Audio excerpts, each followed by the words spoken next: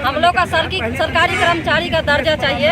हम लोग को मानदेय मिल रही है, वो भी 3750 रुपया मिल रही है, जिससे अपना पेट तो खुद नहीं भरता है। बच्चे को कैसे भरण पोषण करेंगे और कैसे बाल बच्चे को पढ़ाएंगे, ये तो सिर्फ बिहार सरकार ही समझेगी। और केंद्र सरकार से ज़्यादा हमारी बिहार सरकार ही हम लोगों से काम लेती है।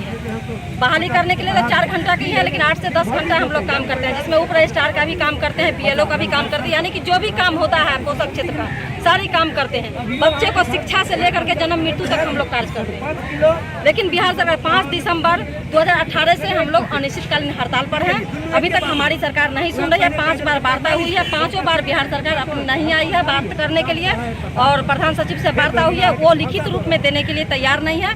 और 50% जो केंद्र सरकार दी है उसी को बिहार सरकार अपना मान रही है और उसी को कर रही है, पूरा आउट कर रही है, जो हम 50% सेवका को दे रहे हैं। और धमकी भी दे रही है, जो 11 तारीख से अगर काम पर नहीं लौटेगी तो इस पर कठोर कार्रवाई किया जाएगा। तो हम लोग भी तने हुए हैं, हम लोग अब महिला को नारी नहीं समझे, हम लोग भी अब झांसी की रानी बन गए हैं। हम लोग भी अब आर पार की लड़ाई के मूड में है। जब तक हमको सरकारी कर्मी का दर्जा नहीं मिलेगा, हम लोग लड़ाई आंदोलन जारी रखेंगे और अपना हक लेकर के रहेंगे।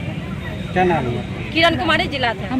सरकार, केंद्र सरकार द्वारा जो 1000 रुपया मानदेय बढ़ाई गई है, हम लोग को 1 रुपया नहीं बढ़ाई गई है। केंद्र सरकार के द्वारा 1500 रुपया बढ़ाई गई है, लेकिन अभी तक नहीं मिली। 1000 रुपये का स्वीकृति मिली है, जिनको 1000 नहीं, वो आशा को 1000 का मिला। हम लोग का नहीं, हम लोग का 1 अक्टूबर को बोला गया था जो 1 अक्टूबर 2018 से आप लोगों को 1500 रुपया बढ़ा हुआ मानदेय मिलेगा, लेकिन वो भी अभी तक नहीं मिला।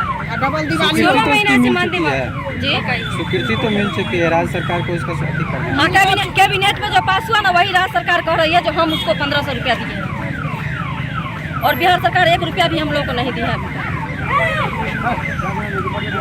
इनका थोड़ा